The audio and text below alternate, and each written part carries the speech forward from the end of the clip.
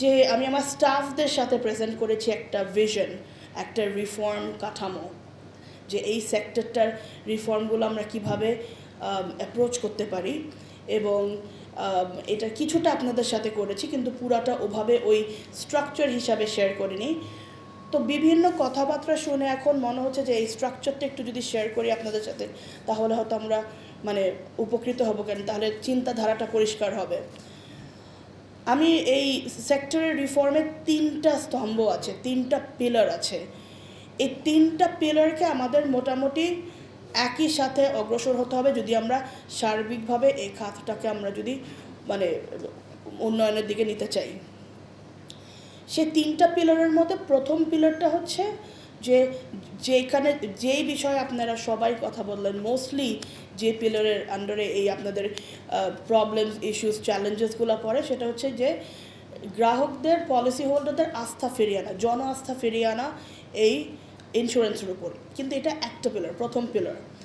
দ্বিতীয় পিলারটা হচ্ছে যেটাতে প্রফেসর সাহেব উনি হি টাচড আপন ইট ব্রিফলি, যে উনি বলেছেন যে আমাদের এই উই হ্যাভ টু এস্টাবলিশ, এটা হচ্ছে আমাদের অগ্রিম ফরওয়ার্ড লুকিং একটা পিলার, যে আমরা এত কিছু কেন করব, আমরা এই যে এই সেক্টরটাকে ক্লিন আপ করব, আমরা রেগুলেটরি ওভারসাইট বাড়াবো, আমরা কোম্পানি মানে যাদেরকে হেল্প করব, এগুলো কিসের সাথে একটা ব্রডার দেশের ন্যাশনাল লেভেল আমাদের মানে অবজেক্টিভটা কি। ন্যাশনাল লেভেল অবজেক্টিভটা হচ্ছে কি আমাদের পিলার 2, স্তম্ভ 2 যেটাকে আমরা বলি, সেটা হচ্ছে যে establishing insurance as a long term investment class. এটা আমি বাংলাটা আমি একটু লিখে এনেছি, বিকজ এটা আমি বাংলা করতে গেলে আমি ওয়ার্ডসগুলো গলিয়ে ফেলি। এটা হচ্ছে কি বিমা খাতকে একটি দীর্ঘমেয়াদী বিনিয়োগ শ্রেণী হিসাবে প্রতিষ্ঠা করা। এটা আমি এক্সপ্লেইন করব এটা কেন এবং আমাদের জনস্বার্থে মানে দেশের সাথে এটা কেন ইম্পর্টেন্ট। এবং তৃতীয় স্তম্ভ যেটা থার্ড পিলার, সেটা হচ্ছে যে আমাদের এই খাতের সক্ষমতা বাড়ানো, the capacity of this sector. Capacity building যদি না করি তাহলে লং টার্ম সাস্টেনেবিলিটি কোনোভাবেই আসবে না। আমরা যেভাবে এখন আমাদের ক্যাপাসিটি ছাড়া যেভাবে চলছি এ সেক্টরে, আপনি অন্য কোনো সেক্টরে দেখেন, ব্যাংকিং দেখেন, গার্মেন্টস দেখেন, ইভেন ম্যানুফ্যাকচারিং দেখেন, অনেক এক্সপার্টিস আছে, অনেক সক্ষমতা আছে, কিন্তু আমরা এই খাতে কোনো সাস্টেনেবল সক্ষমতা বিল্ড করতে পারছি না। তো এই 3টা স্তম্ভ, যে জন আস্থা ফিরিয়ে আনা, এই ইন্স্যুরেন্সকে একটি লং টার্ম বিনিয়োগ শ্রেণী ক্লাস হিসেবে এস্টাবলিশ করা, এবং এখানে সক্ষমতা ফিরিয়ে আনা। তো এখন এই প্রত্যেকটা পিলারে একটু একটু করে টাচ অন করি। প্রথম পিলার যেটা জন আস্থা ফিরিয়ে আনা, যেখানে আপনাদের মোস্ট অফ দ্য চ্যালেঞ্জেস, প্রবলেমসগুলোর কথা আপনি বললেন। অবশ্যই আমাদের এখন মানে অপরিশোধিত দাবিগুলো আছে হচ্ছে গিয়ে প্রায় মানে আনসেটলড ক্লেম। আমি এগুলার টেকনিক্যাল টার্মসগুলোর বাংলাগুলো একটু মাঝে মাঝে একটু মানে একটু আমি তো ক্ষমা সুন্দর দৃষ্টিতে দেখবেন। তো আনসেটলড ক্লেমস যেগুলো আছে সেগুলো আমাদের টোটাল অ্যাজ অফ টুডে আমাদের নাম্বারস অনুযায়ী, আমাদের যে ডেটা আছে ইদরাতে, সেটা অনুযায়ী হচ্ছে কি 7,000 কোটি টাকা। এখন এই 7,000 কোটি টাকা তো মানে পুরা সেক্টরে মানে ডিস্ট্রিবিউটেড বিভিন্নভাবে, কিছু কিছু মানে আছে লাইফে, কিছু আছে নন লাইফে, কিছু আছে companies that are stable robust, তারা করবে, কিছু আছে মধ্য ঝুঁকির কোম্পানি, কিছু আছে একদম মানে ঝুঁকিপূর্ণ কোম্পানি। তো এখন আমি যেটা আপনাদেরকে মনে হয় বলেছিলাম যে আপনাদের প্রধান নির্বাহী মিটিংগুলোতে, যে কিছু কিছু ক্ষেত্রে এটা একটা সেক্টরাল ইস্যু, কিছু কিছু ক্ষেত্রে এগুলা ওয়ান সাইজ ফিটস অল না, ইন্ডিভিজুয়াল কোম্পানির সাথে বসতে হবে। ইন্ডিভিজুয়াল কোম্পানির সাথে বসে এই 7,000 কোটি টাকার মধ্যে আমাদের যেটা করতে হবে সেটা হচ্ছে যে কিছু কিছু কোম্পানির কিছু হয়তো অল্প কিছু ব্যাপারের জন্য, ইস্যুসের জন্য এগুলো আটকিয়ে আছে। যেরকম একটা এক্সাম্পল আমি দিলাম, যে গত মানে সপ্তাহে শুনলাম যে একটা কোম্পানি যদি তাদের অ্যাসেটটা সেল করে দিতে পারে, সেল হয়ে গেছে, যে টাকাটা আসা বাকি, সেটা গভর্নমেন্টের কাছে বিক্রি করেছে, ওইটা যদি ফ্যাসিলিটেট করে দেওয়া যায় তাহলে তারা ক্লেমসগুলো পরিশোধ করতে পারে। তা আমরা ওটা ফ্যাসিলিটেট করে মানে দিব, এবং অ্যাজ সুন অ্যাজ পসিবল। তো এরকম ইন্ডিভিজুয়াল কোম্পানির সাথে আমরা বসে বসে চেষ্টা করব যে কীভাবে আপনাদের ওই প্রবলেমসগুলোকে সলভ করা যায়। অনেকে বললেন যে সব আপনি বলেছেন এই কথাটা এসেছে যে অনেকের টাকা আটকিয়ে গেছে এফডিআরে, যখন তারা ওই সমস্ত ব্যাংকে রেখেছিল তখন এগুলো AAA রেটিংয়ে ছিল, কিন্তু তারপরে সেই ব্যাংকসগুলো ফেল করেছে ফর ভ্যারিয়াস রিজন, এগুলো আমরা সবাই জানি কেন। তো সেই পয়েন্ট অফ ভিউ থেকে বাংলাদেশ ব্যাংকের সাথে কথা বলে যে সেই টাকাগুলো কীভাবে মানে ছাড়িয়ে আনা যায় কিংবা সেটা কি পাওয়া যায় কিনা ফিরে, সেগুলো নিয়ে আমরা কথা বলার একটা সুযোগ আছে। আমরা দেখতে হবে যে আপনাদের যে সমস্ত ট্রেজারি বন্ডে যে সমস্ত বিনিয়োগগুলো আছে সেই সমস্তগুলোকে আমরা লিকুইডেট করে কতটুকু হেল্প করতে পারি সেটারও একটা জায়গা আছে। তো সব দিক থেকেই আমরা অ্যাসেস করে তারপরে যা থাকে অ্যামাউন্ট, সেই অ্যামাউন্টটা আমরা যেটাকে বলেছিলাম যে পোটেনশিয়ালি এখনও আমি শিওর না, এটাকে আমাকে বিবেচনা করে দেখতে হবে, কিন্তু একটা ওয়ান টাইম বেল আউট প্যাকেজের কথা আমরা চিন্তা করতে পারি। কিন্তু এইটা সরকারের কাছে নিয়ে যাওয়ার আগে আমাদের অ্যাজ আ সেক্টর খাত হিসাবে শিল্প রেগুলেটর সবাইকে বসে আমাদের কিছু ইন্টারনাল হোমওয়ার্ক করতে হবে। সে হোমওয়ার্কগুলো কি? কারণ আপনি যদি একটা বেল আউট প্যাকেজের কথা বলেন তখন প্রথম প্রশ্নই আসবে যে আপনারা কি গ্যারান্টি দিচ্ছেন যে আজকে এদেরকে বেল আউট করবে না, কালকে অন্যরা আসবে। হ্যাঁ, সুতরাং আমাদেরকে একসাথে কিছু হোমওয়ার্ক করে দেখাতে হবে যে এই কারণে আমরা আমরা সবভাবে চেষ্টা করেছি সমস্ত ইনভেস্টমেন্ট এগুলা সব কিছু দিয়ে তারপরে যা আছে এই সেক্টরটাকে ক্লিন আপ করে নতুনভাবে একটা গতি দেওয়ার জন্য যদি আমরা রিয়েলি মুভ ফরওয়ার্ড করতে চাই, এইগুলাকে আমাদেরকে মিট আপ করে তারপরে সামনে আগাতে হবে। সুতরাং এই মিট আপ করার জন্য যে হোমওয়ার্কগুলার আমাদেরকে করে যে গ্যারান্টিগুলো দিতে হবে একটা বেল আউটের ক্ষেত্রে, যে আমরা আপনাদের থেকে অ্যাসুরেন্স লাগবে যে মুভিং ফরওয়ার্ড এরকম আর কখনো হবে না, এবং কি আপনারা কোম্পানি লেভেলে কি গ্যারান্টি নিচ্ছেন, কি স্টেপস নিচ্ছেন টু এনশিওর যে মানে যেই জিনিসটা হয়েছে সেরকম যাতে আর না হয়। আর সেকেন্ডলি আমাদেরকে অ্যাসুরেন্স দিতে হবে ফ্রম আ রেগুলেটর পার্সপেক্টিভ যে আমরা কি পদক্ষেপ নিচ্ছি টু মেক শিওর দ্যাট আমরা কিভাবে অ্যালাউ করলাম যে এই জিনিসটাকে এই স্টেজে যাওয়ার জন্য। সুতরাং আমাদেরও ডেফিনেটলি উইকনেস আছে, সুতরাং আমাদেরও প্রুভ করতে হবে যে রেগুলেটরের পার্সপেক্টিভ থেকে যে আমরা কিভাবে এনশিওর করব যে এই গাইডরেলসগুলো আর কীভাবে আমরা মানে গাইডরেলসগুলো কীভাবে দিব যাতে কোম্পানিজগুলো এই স্টেজে আর না আসে। এই দুটা জিনিসের যদি আমরা প্রপার একটা সুস্থ গ্যারান্টি না দিতে পারি, it's very hard to go and ask for a bell out package, কারণ এগুলো প্রশ্ন উঠবেই। সুতরাং আমি এটা বিবেচনার মধ্যে আছে, কিন্তু আমার আপনাদের সাহায্য লাগবে এই জিনিসটাকে মানে প্লেস করার জন্য এবং ওই আর্গুমেন্টটাকে করার জন্য, কারণ আমি গিয়ে বলতে পারবো না যে এখন আমাকে এই টাকাটা দেন without any guarantee that this is not going to happen again. সুতরাং ওইটাতে আমি খুবই কমিটেড আপনাদের সাথে as a sector to work together to come up with a plan. Let's come up with a plan. But তার আগে আমরা প্রত্যেকটি ইন্ডিভিজুয়াল কোম্পানির সাথে, যেটা আমি কমিট করেছি, আমি বসবো সবার সাথে and I am going to work with individually প্রত্যেকের কী কী প্রবলেমস আছে, যে বলেছেন যে অ্যাসেট বিক্রি করতে পারছি না, হাউ ক্যান উই হেল্প, অন্য যেগুলো যেখানে আপনারা আটকে গেছে, ঠিক আছে মানে বাংলাদেশ ব্যাংকের সাথে কথা বলবো, মানে গ্যারেন্টিড না ওনারা শুনবেন, বাট অ্যাটলিস্ট ট্রাই তো করা যায়, চেষ্টা তো করা যেতে পারে, আমরা তো অ্যাটলিস্ট না হলে বলতে পারি যে আমরা চেষ্টা করেছি। তারপরে সো সবভাবে আমার কাছ থেকে আপনারা এতটুকু অ্যাসুরেন্স পাবেন যে আমরা প্রত্যেকটা কোম্পানির individually we will try doing that. আমাদের রেগুলেটর এটা গেল হচ্ছে যে মানে আস্থা ফিরিয়ে আনার ব্যাপারটা, এগুলোর মধ্যে আরও নিটিগ্রিটি ডিটেলস আছে। আপনারা কমিশনের ব্যাপারগুলো এনেছেন, তারপরে আন্ডার রেটিংয়ের ব্যাপারগুলো এনেছেন, এই সমস্তগুলো হচ্ছে গিয়া এগুলো আপনাদের মানে there is only so far a regulator can do, আপনারা যদি নিজেরা ক্লিন আপ না করেন বিজনেস। এটা তো হচ্ছে গিয়ে একজনের রেট আন্ডারকাট করছে, মানে লুকিয়ে কমিশন দিচ্ছে, এটা তো আপনাদের নিজেদেরকে সেক্টরের রেগুলেশনে আনতে হবে। আমরা তো রেগুলেটর হিসাবে আপনাকে অনলি সোফার করতে পারবো, ওভার রেগুলেট করতে চাই না। হ্যাঁ, সুতরাং আপনাদের তো নিজেদেরও ক্লিন আপ করতে হবে সেক্টরটা। আর ফাইনালি আমি রেগুলেটরের পার্সপেক্টিভ থেকে একটু বলি, আমাদেরও রেগুলেটরি ওভারসাইট মানে খুবই উইক ছিল, নো ডাউট অ্যাবাউট ইট। এটাকে স্ট্রিমলাইন করতে হবে, এবং এই উইকনেসের একটা বড় কারণ হচ্ছে কি, আমি আপনাদের এটা মিটিংয়ে, প্রধান নির্বাহী মিটিংয়ে তুলে ধরেছিলাম এবং আমি আমার স্টাফদেরও বলেছি যে কমপ্লায়েন্স বেসড সুপারভিশনটাতে হচ্ছে না, এটা সম্ভব না। কমপ্লায়েন্স বেসড সুপারভিশন হচ্ছে গিয়ে 60-এর দশকের একটা মেকানিজম, যেখানে আপনারা 1 বছর আগে রিপোর্ট দেন, আপনাদের প্রায় মানে 1 ইয়ার প্রিভিয়াস রিপোর্টের ডেটার উপর ভিত্তি করে আমি দেখি যে আপনাদের মানে কোম্পানির অবস্থাগুলোকে কীভাবে মানে সেটাকে রেগুলেট করা যায়। সেই ডেটা তো পুরান ডেটা, ওটা দিয়ে কী হবে? হ্যাঁ, যেখানে মানে প্রত্যেক দিন সিনারিও চেঞ্জ হচ্ছে। তো সুতরাং আমাদেরকে রিস্ক বেস সুপারভিশনে যেতে হবে। এটা একটা ডিজিটাল ট্রান্সফরমেশন।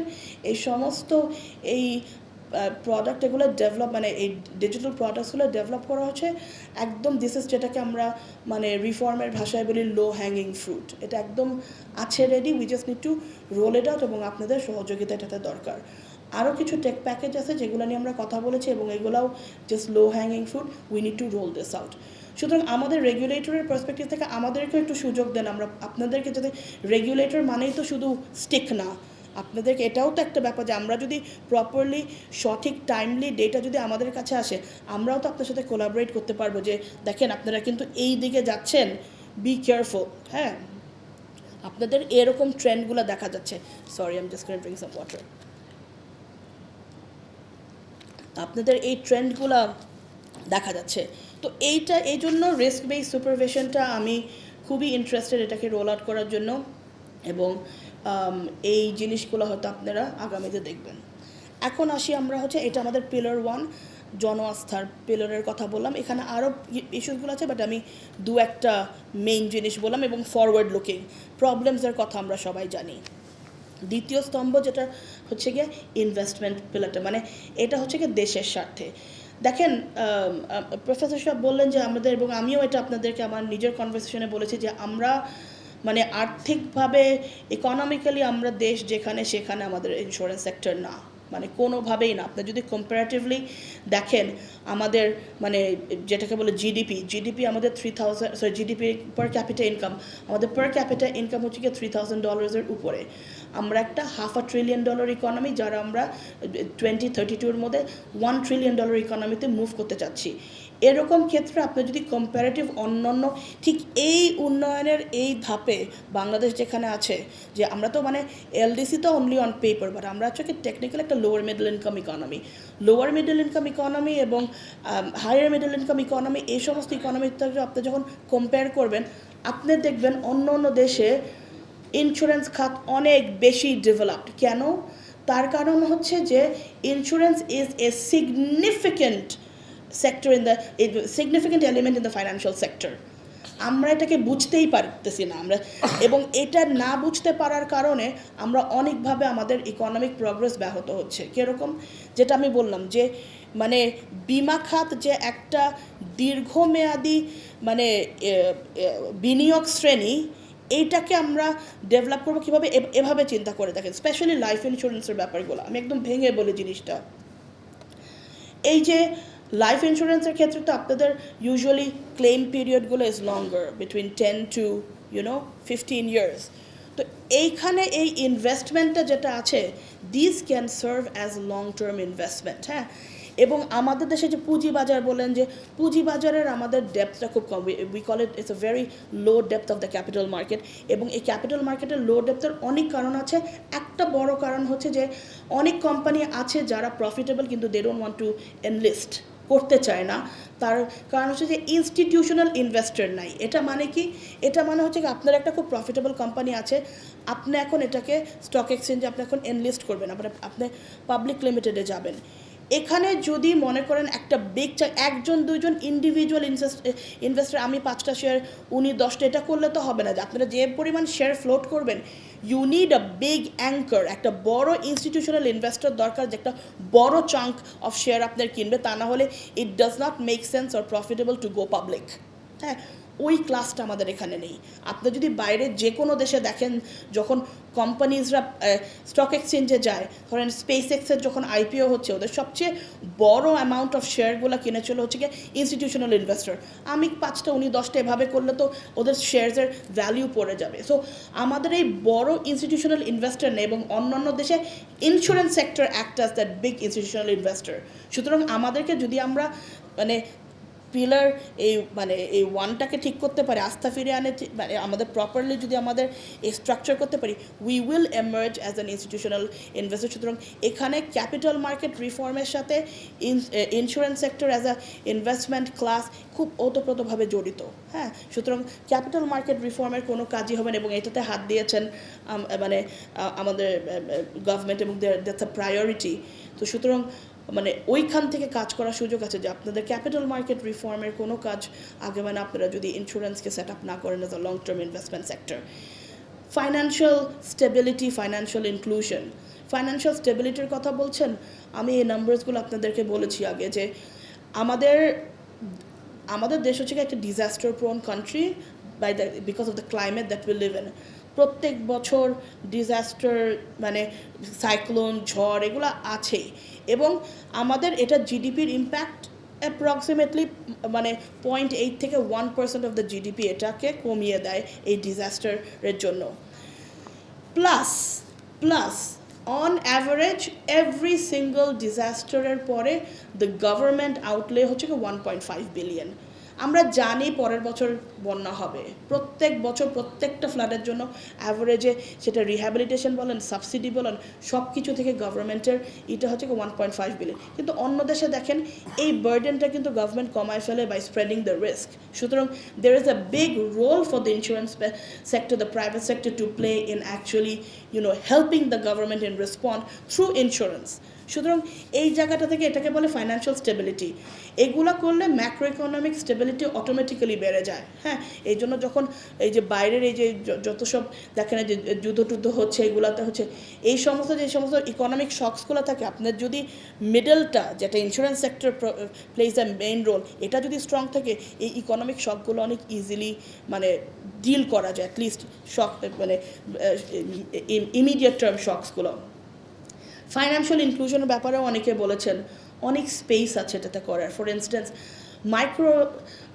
মাইক্রো ক্রেডিট তো আমাদের দেশে এখন মানে অনেক আগের থেকে এটা হচ্ছে গিয়া মানে it's on and it's working really well. Micro credit একেবারে মানে গ্রাসরুট লেভেল পর্যন্ত এটা আমরা করতে পেরেছি দেখে, এবং এটা আমাদের ডেভেলপমেন্টের একটা অন্যতম বড় অবদান।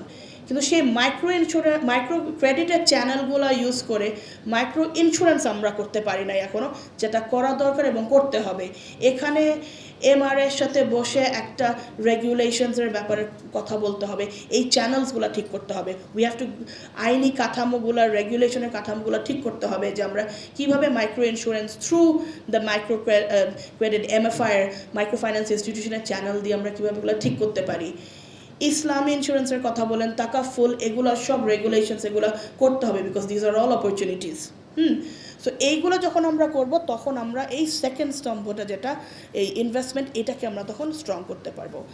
আর অল্প কথা বলে শেষ করে থার্ড স্তম্ভটা যেটা হচ্ছে গিয়া যে সেক্টরাল মানে সক্ষমতা, capacity building of the sector, এটা খুবই পুয়ার। আমি প্রফেসরের দিকে দেখাচ্ছি এটাতে যে আমাদেরকে এরকম কিছু করতে হবে কোলাবোরেশন, এবং আপনারা যদি মানে আমাদের green signal I am happy to facilitate, কারণ আমি যেহেতু ডেভেলপমেন্ট সেক্টর থেকে আসি, এই টাইপ অফ জিনিসগুলো করার আমার আগ্রহ এবং ইন্টারেস্ট আছে। যে ওয়াই নট, যে আপনি হচ্ছে যে ব্যাঙ্কিং ডিপার্টমেন্টের chief, why is there banking department, why is it not banking and insurance department?